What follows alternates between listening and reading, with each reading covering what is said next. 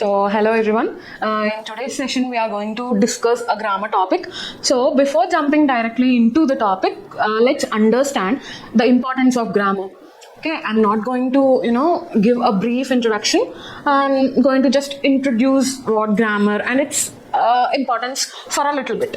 So, whenever we learn a new language, we always have to use that language in a certain way. For example, we use Telugu language in a certain way, the subject, object and verb. We place them in a certain way. And for English language, we write a sentence in a certain way. So this structures, these, structural information is called generally grammar. So this grammar often helps for the better understanding of the language, the first thing. And the next thing, it enhances, the expression of the speaker. For example, let us take a sentence. Sita is a studious girl. So this is a sentence. So in this sentence, I have used Sita is. So the subject and verb. So why did I use Sita is a studious girl?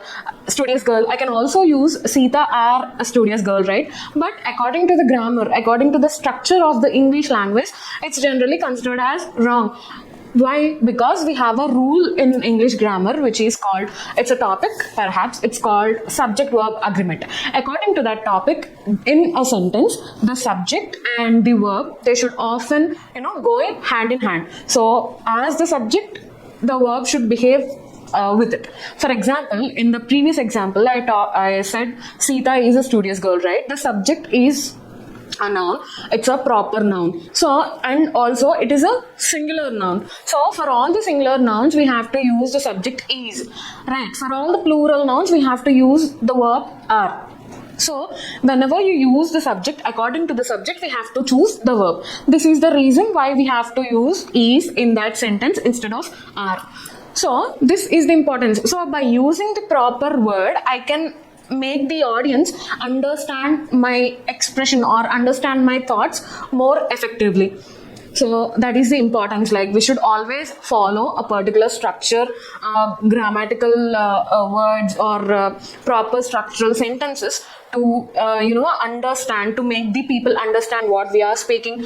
In that grammar, as the part of that grammar, today we are going to discuss about cohesive devices. So until now, hope you all have slightly understood the importance of grammar. There is much more to learn, but as a part of the introduction, I think that will be enough. So in today's topic, we are going to learn about cohesive devices.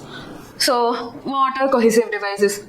So before learning what a cohesive device is, first we have to, before jumping into the topic, let's understand what a paragraph or how a sentence looks without a cohesive device. So I'm not going to say anything, just read this paragraph. Okay, here in this paragraph there are different sentences. So first sentence is I love reading books, and here there is a full stop. As you all know the importance of punctuations, a full stop signifies an end of a sentence, right? It's a full sentence until here. I love reading books. I enjoy writing stories. I often write about animals and adventures. Reading helps me learn new words. I can use them in my stories. So, this paragraph is a combination of sentences with a full stop in the end. So, full stop describes, as I told you earlier, complete end. So, complete end. So, until now, we are thinking that this sentence is over. So, when you look at the sentences closely, here there is subject, verb and object, right? So first, I love reading books. So here the subject is I. So we are discussing that this subject is doing some action and it is being done on this books. Okay, so now here this is a sentence. It has subject, verb and object, and this I enjoy writing stories. So there is nothing in between these sentences to show that these two sentences are connected, but instead there is a full stop which says that these two sentences are different. So I enjoy writing stories. So if one is reading this paragraph, what would they think? They might think that first of all, there is a repetition. We are using this pronoun again and again. Next, one might think that the subject in this sentence and the subject in this sentence are different. So there are a lot of inferences here. But see, if you see this paragraph, see, the difference is in this paragraph there is no connections. Like, these are all the sentences with their individual meanings, with their individual sentence structure. But if you see this paragraph, there is some words, we have used some words in between those sentences, right? So let's look at this paragraph now. This first sentence is common, but when we are starting the next sentence, we are using this word, in addition. I love reading books. In addition, I enjoy writing stories. So what is the subject I trying to tell? The subject I refers that subject loves reading books. They also, in addition, like a person might have 2 to 3 habits, right? So first they have mentioned their first habit, and then they are also saying that they enjoy writing stories too. So there is a connection. And for example, so what have I understood until here? I have understood that there is a subject I, and that subject I's first habit is reading books, and they also have another habit which is writing stories.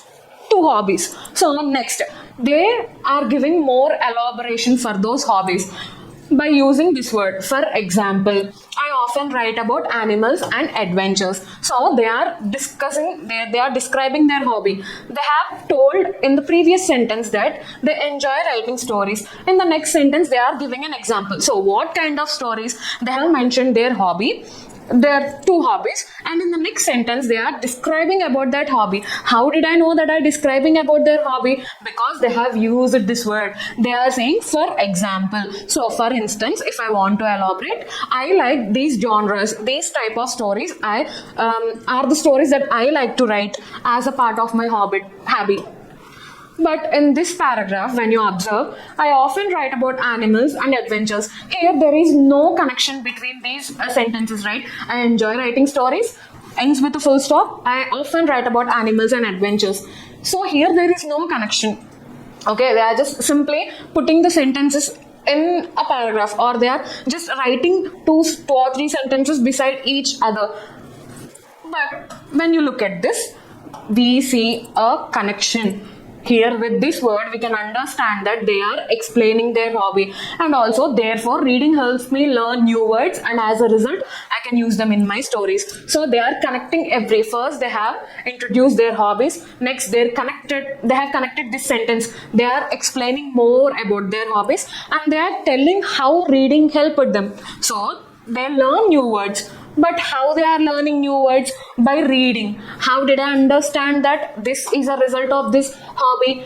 Through this word, therefore. And as a result, through that habit, they learn new words. And by reading new words, by learning new words, again they can use them in their stories. So here I understand that the subject I have 2 hobbies, and in the next sentence they are trying to explain what kind of hobby it is, what kind of stories they want to write. And in the next sentence they are telling, by doing this, by practicing this habit, I am gaining something which is beneficial. Again, it is beneficial to me because I use that knowledge again as a part of my story. So in this paragraph, we didn't understand any connection. But in this, what did we see here? Reading helps me learn new words. Okay, I can use them in my stories. See, we have put a group of sentences or some individual sentences together. There is no connection in this paragraph or in this group of sentences whatsoever. But in this paragraph, we can understand there is a flow. First they have introduced, next they have discussed about that, next they have given an example for that introduction, next they are underlining the benefits they are going to get from that hobby. So in this paragraph, we are seeing a flow in these sentences. So now let's come to the definition of the topic. In the past 2 slides, you have seen a paragraph without cohesive devices and a paragraph with cohesive devices. A paragraph without cohesive devices is just a bunch of sentences which are written beside each other. And in the next paragraph, still there are a bunch of sentences, but these sentences are in a flow. We can understand everything is interconnected. That is what a cohesive device's primary responsibility is. So let's look at the definition. Cohesive devices are phrases or words that connect ideas, sentences, paragraphs. They create a logical sequence and clarity. They serve as a bridges in writing. So if you look at the definition, if you look at this previous slide, we can understand that what is the first line? They are used to connect different ideas, sentences. So we have used some words to connect. Right, in this paragraph where there are no such devices, there is no connection between these sentences. These are some sentences which are put together, but in this paragraph all these sentences are connected to each other. So next sentence in the definition is it enhances clarity. It enhances a better comprehension, better understanding of that paragraph. So here when I use these tools or these words, I can understand the paragraph in a better way. I can connect, two hobbies. Okay, they are describing a hobby. Okay, they are giving an example for that. Okay, next they are explaining how that hobby is beneficial to them. Here I am able to connect all these sentences. So through connecting all those sentences, I have gotten a clarity which helped me in understanding that paragraph in a more clearer way.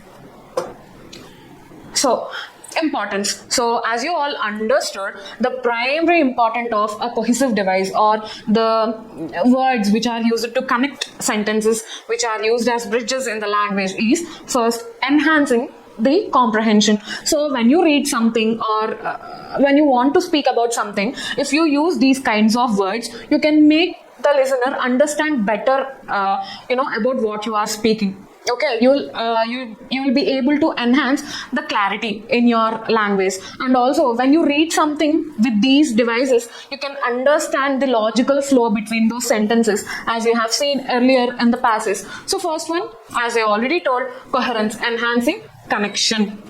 Okay, and also logical flow. We can understand that ideas are being flowed in a certain way. All of those are connected. Everything has an interconnectedness between them. And readability and comprehension. If there is a connection, if there is a proper structure, I can understand the text in a better way. So if everything is connected, if I understand the flow, I can understand the meaning of the paragraph in a more correct way, right?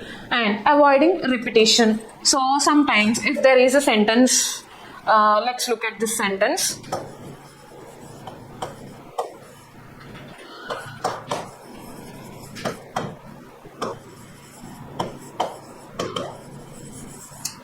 Raju and Ravi are friends.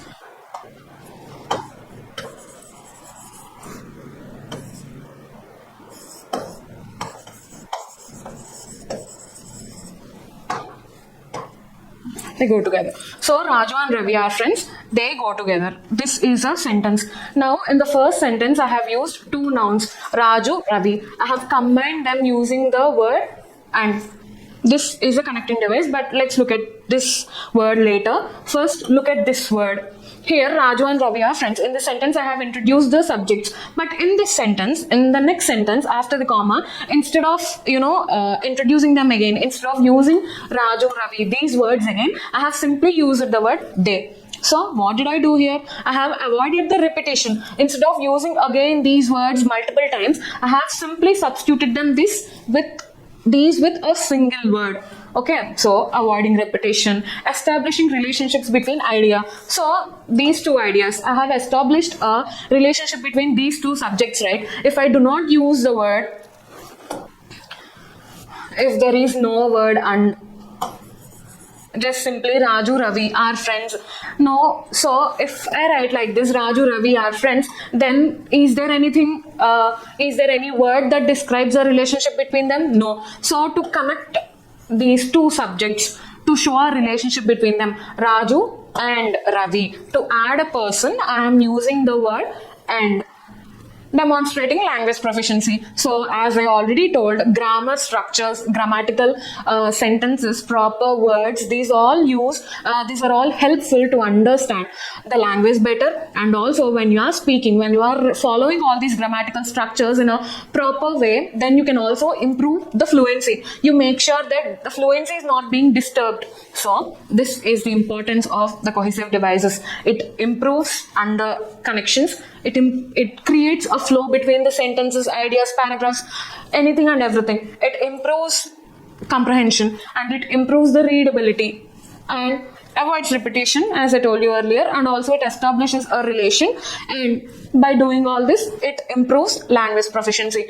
It shows the readers, it shows the listeners and readers how proficient and how fluent you are in using the language.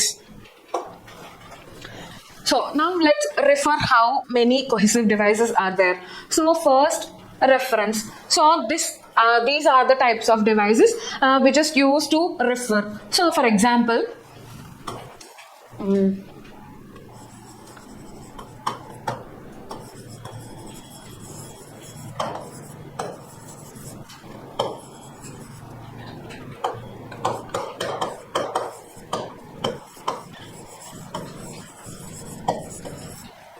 so there is a sentence like this: Ravi bought a new car. It is expensive. So when I wrote this sentence, in the first sentence I am introducing Ravi and I am telling that he purchased a new car. But in the second sentence, instead of mentioning the car, I have simply substituted it. I have changed the word into it. So by using this sentence, to what am I referring? I am referring to the car, which I have already introduced in the previous sentence. So to refer back to the words or to refer back to the ideas which are previously introduced in the previous sentence or in the previous part of the paragraph, then these devices will be helpful, to refer back to those words or ideas. Next, you can consider this example also for this substituting devices. So in this example, I have used car in the first sentence, but when I wrote the next sentence, I have used it. So instead of saying again the car, I have substituted the word car with the word it. So whenever I use it in this whole paragraph or in the upcoming sentences, it refers to the car. So what did I do? I have simply substituted the car. Instead of writing two words, I have simplified it to a single word. And also ellipsis. Ellipsis means omitting some words. It's also a kind of thing to avoid repetition or to shorten the length of the sentences. So ellipsis means to omit.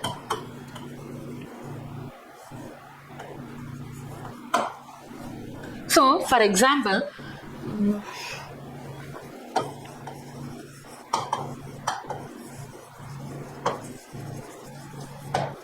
so there is a question or a sentence which goes like, what is your name? So what will be the answer of this question?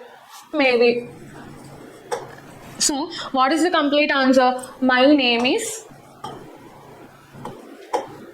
Ravi. But instead of writing all these words, I have just simply written Ravi. What does this mean? Here the question is quite it's quite showing that the answer, what is your name? I'm asking the other person about their name. So what they are going to answer, they are obviously going to tell their name. So instead of again telling from the start or saying it in a more clearer way, instead of saying my name is, since I'm going to obviously tell my name, I'm directly saying the name itself. So what did I do here? I have omitted these extra parts.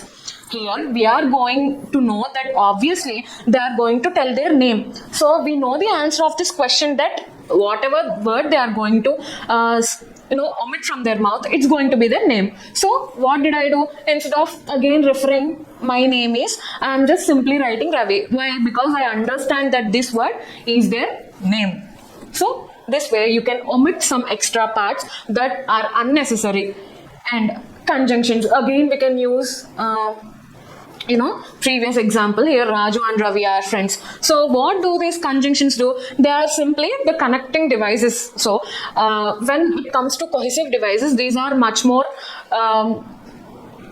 much more vast than conjunctions, to put it in simple way. So conjunctions are just connecting devices. They connect, that's it. Their part is over with connecting. So here, when I have written Raju and Ravi are friends, I have connected two subjects, right? I have establishing a connection between these two words. So conjunctions are used to connect two words, sentences, etc. And lexical cohesion. Lexical cohesion means replacing the words with their similar meanings.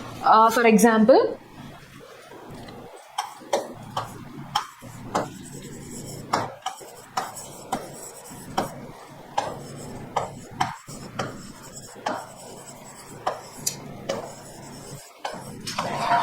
so there is a sentence, I want a pen. Do you have one? So in the first sentence, what they are saying, they are mentioning that they want a pen. In the second sentence, instead of saying, do you have a pen? What did they do? What did I write? I have just simply written, substituted it with the word one.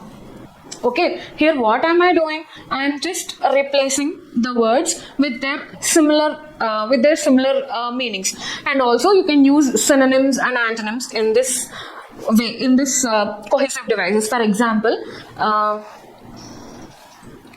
the first bench students are sitting quietly, whereas others are creating nuisance. Okay, this is a sentence. Let's consider this.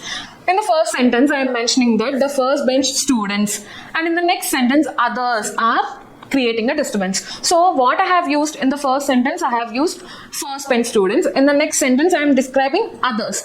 So I'm kind of giving an opposite meaning. So instead of those or apart from these students, rest of the students are creating nuisance. So what did I do there? I am just simply replacing. So instead of writing the entire thing, the first bench students, so apart from the first bench students, rest of the students who are sitting in the other benches are creating disturbance. So instead of writing all this, I am simply using the word others. So what does that mean? I am using the words that are related, that have related meanings, either in a meaning, in a synonym way or in an antonym way, either in the meaning or either they are opposite in their uses. So, and transitional devices. These are the type of devices we use to simply jump from one sentence to another sentence in a smooth way. For example, it rained.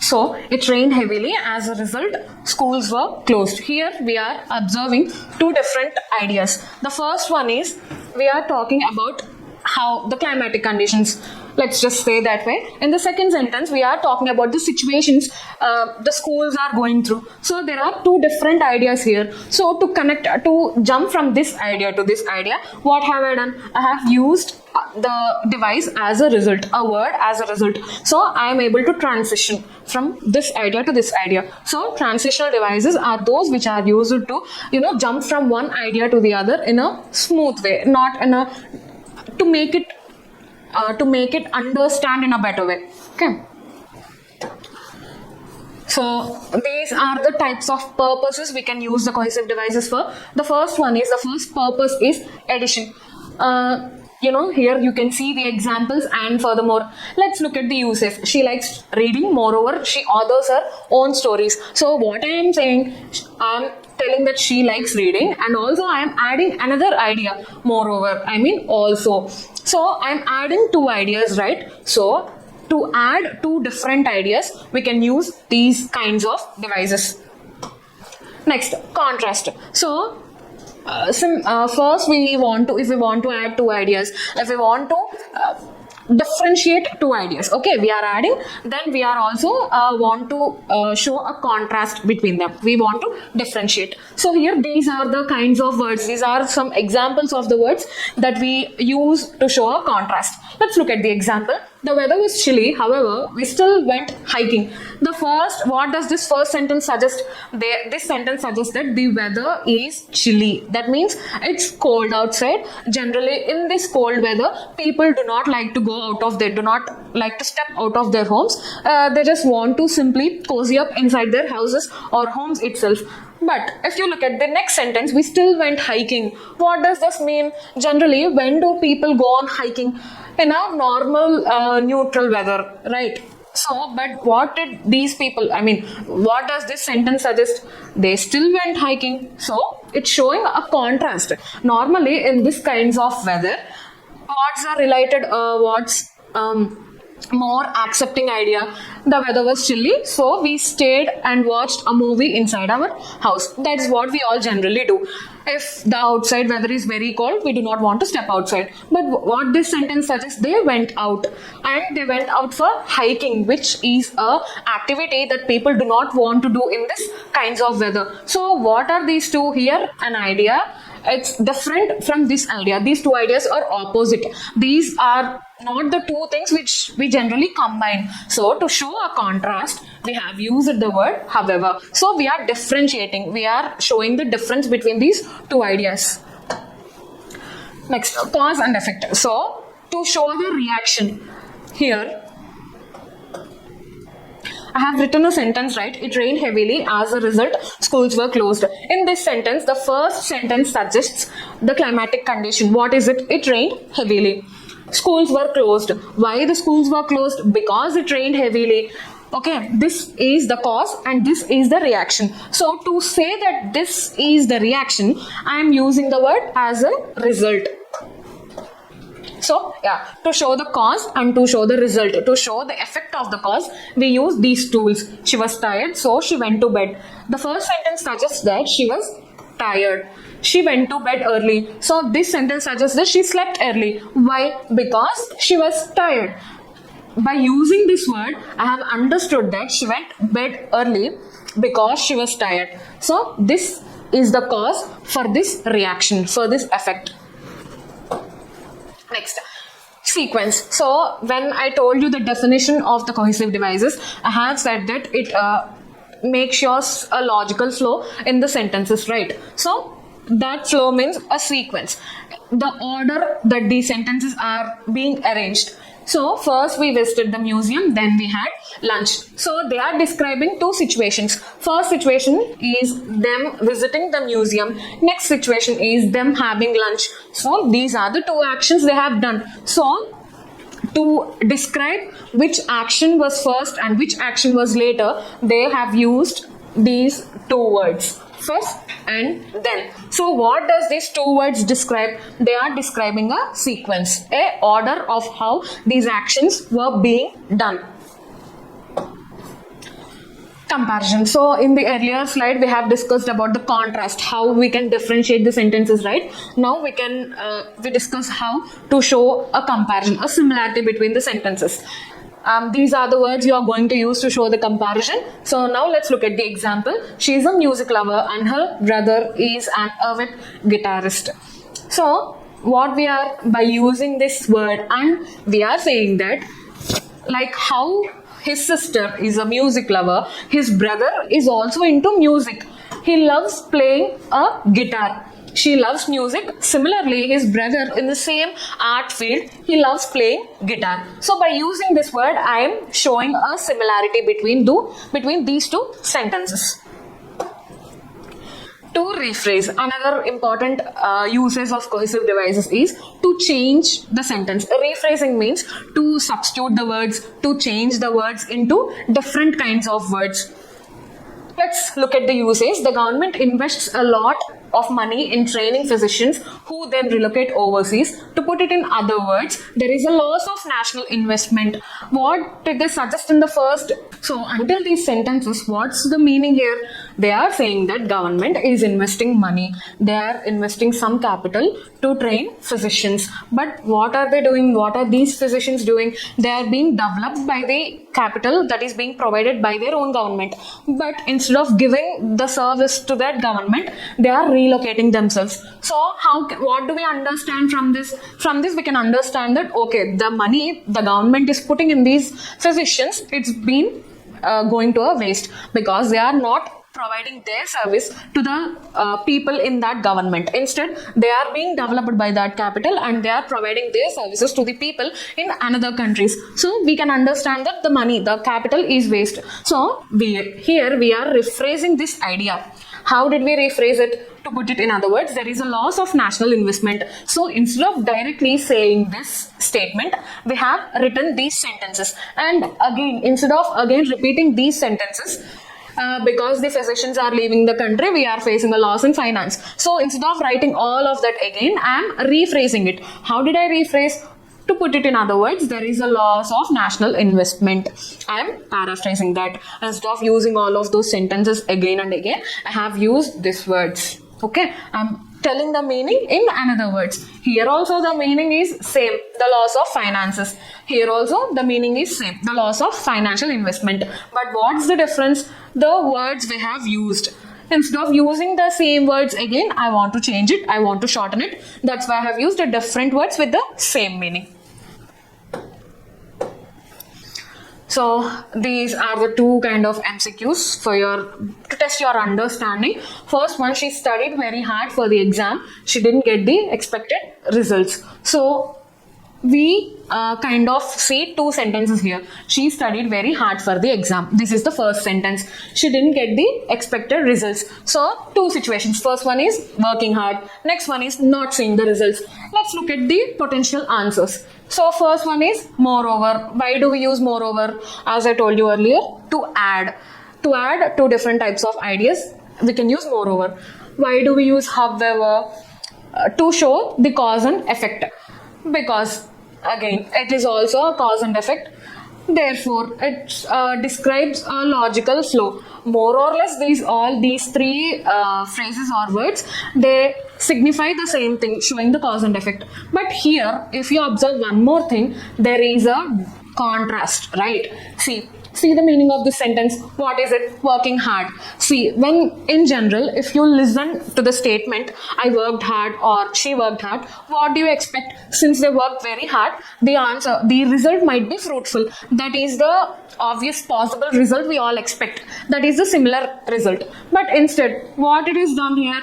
It's a contrast. She expected success, but she got the failure. So, as I told you earlier, there is a contrast between these two sentences. So, if there is a contrast, what is the word that I'll be using? However.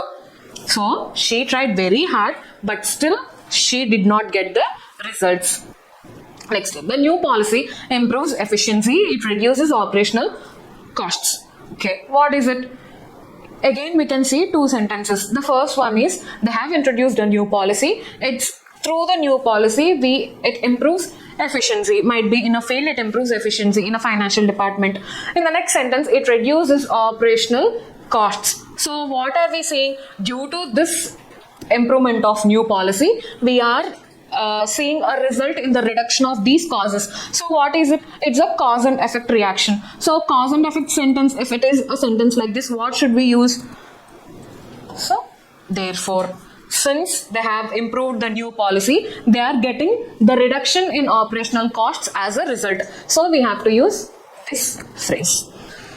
So until now you have listened what cohesive devices are, how are they used, their purposes, its importance. So I hope you have all understood this session. Thank you.